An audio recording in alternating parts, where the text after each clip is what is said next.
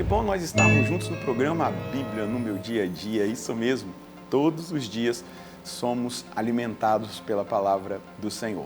E aqui, nesse tempo, nós estamos nos alimentando daquilo que Deus fala conosco no nosso cotidiano, no nosso estudo bíblico, no livro dos Juízes.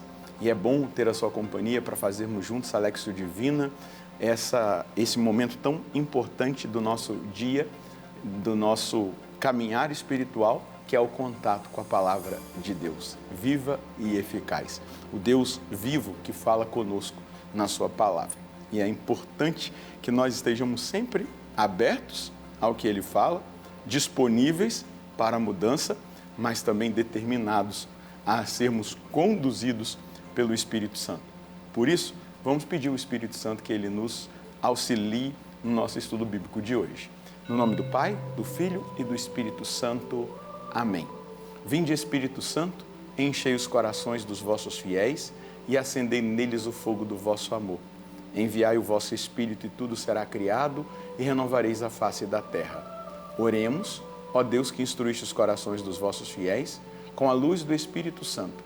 Fazei que apreciemos retamente todas as coisas, segundo o mesmo Espírito, e gozemos sempre da sua consolação, por Cristo Senhor nosso.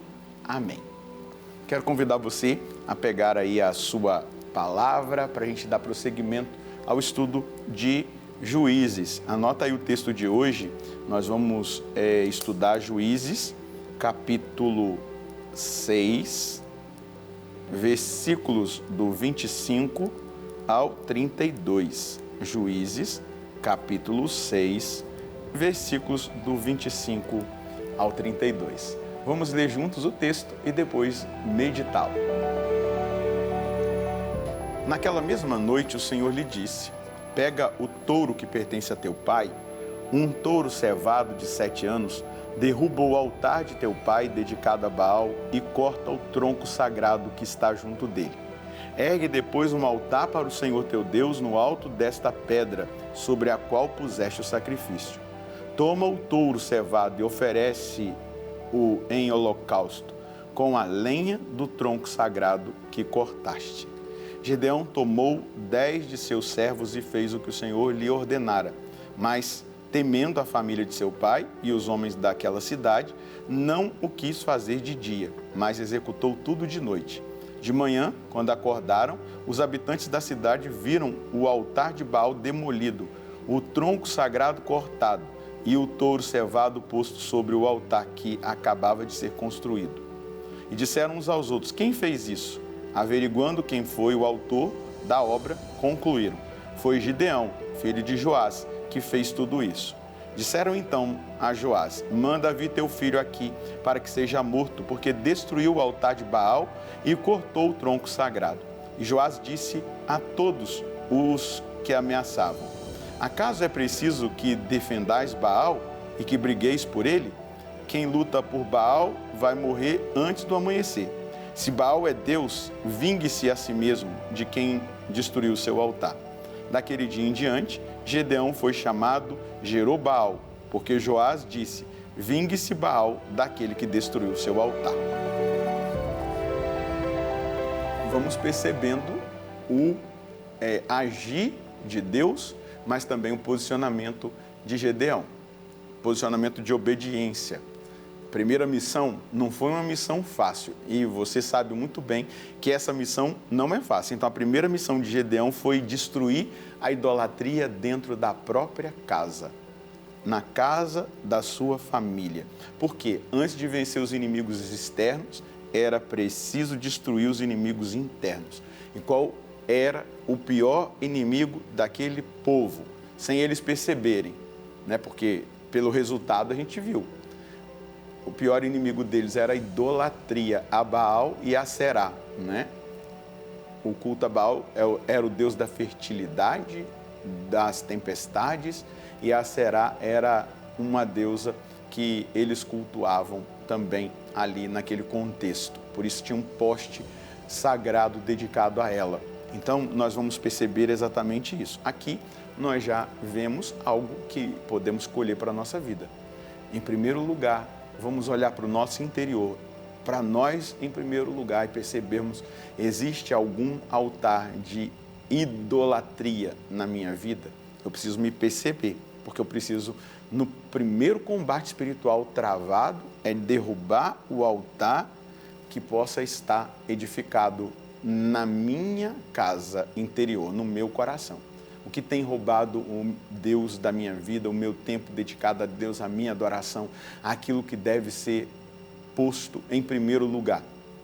Ali eu já tenho uma dica: derrubar esses altares de idolatria. Lá tinham duas realidades: o altar dedicado a Baal e o porte sagrado de Aserá. Então, ele vai destruir os inimigos internos. Também, depois você começa a perceber no seu contexto familiar aquilo que precisa ser mudado, não é? Transformado. A batalha espiritual começa na intimidade do coração e no seio familiar. Começa primeiro você, dando passo de mudança e que as pessoas da sua casa vejam. Isso já vai ser um convite a elas se renderem ao Senhor. Muitas vezes os nossos não se rendem ao Senhor porque eles não veem aquilo que nós falamos com a nossa boca na nossa vida. Muitas vezes eles nos veem no altar da idolatria. Vamos dar um exemplo: quantos pais trabalham o dia inteiro para prover para os seus filhos, mas chegam em casa, ao invés de dar atenção para os seus filhos, ficam no celular ou na televisão. Então, eles não recebem um bom testemunho. Então, perceba que isso aí é um ídolo que está roubando Deus de você, mas também a sua família. Então, toma a coragem. Gideão, mesmo com medo, porque ele sabia que não era somente o pai dele ou a casa dele, propriamente os seus irmãos, seus parentes, mas era toda uma cidade ali que era liderada pela sua família, o seu pai. Então, ele, com medo, ele vai, ele obedece. E aí, o que ele faz? Ele faz de madrugada. Quando ninguém estava acordado, ele vai lá e ele é usado, né? Por quê? A gente precisa entender algo. Deus não exige ousadia imprudente, mas Ele exige obediência verdadeira. Então, o zelo de Gideão já começa a provocar a conversão dentro da casa do próprio pai. Ele tem um zelo, mas ele é prudente. Então, ele não vai enfrentar de cara os homens daquela cidade. Ele vai de madrugada. Quando eles acordam, o trabalho já foi feito. Então, já foi jogado fora, né? Aí eu estou aqui dizendo numa linguagem mais apropriada. Já foi jogado fora aquilo que era o pecado da nossa casa, da nossa família, da nossa cidade. Aquilo que era a idolatria foi lançado fora. Então, Gideão, ele obedece, ele faz, mas ele não vai ali com uma ousadia imprudente. Ele é prudente e aí a obra de Deus acontece. O que é o resultado, né? O resultado é que eles se levantam contra Gideão e o pai o defende. E vai dizer, então, se Baal é Deus, que ele próprio se defenda, que ele mate o seu agressor. E ali a ilusão da idolatria cai por terra, porque Baal não faz nada com Gideão. Por isso que o nome dele é mudado para Jerobaal, exatamente para que Baal se defenda. Baal não se defendeu. Então, antes de enfrentar o exército de Madiã, era preciso levantar o altar de adoração ao Deus verdadeiro. Antes de qualquer coisa, a gente precisa adorar o Deus verdadeiro. Antes de qualquer enfrentamento, antes de qualquer realidade. São Jerônimo vai dizer, o coração do homem é como um altar. Quando nele habita o verdadeiro Deus, não há mais espaço para Baal, não há mais espaço para idolatria. Nós temos que entender isso. Se o nosso coração se rende verdadeiramente a Deus, se nós nos deixamos conduzir por Deus, se nós fazemos da maneira correta aquilo que deve ser feito, consequentemente, a gente vai contagiar as pessoas que estão ao nosso derredor, não é? Na evangelização é assim. O testemunho do evangelizador conta muito. Conta muito. Na verdade, é mais da metade do processo. Se o evangelizador não dá testemunho, ele queima o processo. A palavra perde, né? A palavra dele, do evangelizador, perde a sua eficácia, porque ele dá o contra-testemunho daquilo que ele está pregando. Então, é importante o testemunho de vida. não é? Vamos lembrar da Redemptoris Missio, do São João Paulo II, Evangelho Nunciandi, de São Paulo VI, que vão tocar exatamente nisso. Os homens do tempo moderno, do tempo atual, acreditam mais nas testemunhas do que nos mestres e nos doutores, mais na vida do que na doutrina. Então, é importante que a minha vida fale. Que a sua vida, vai dizer São Francisco ao irmão Leão, seja o evangelho que muitas pessoas vão ler. Então, vamos escolher aqui a mensagem. O Senhor exige de nós uma decisão. Só a Ele adorar, amar e servir.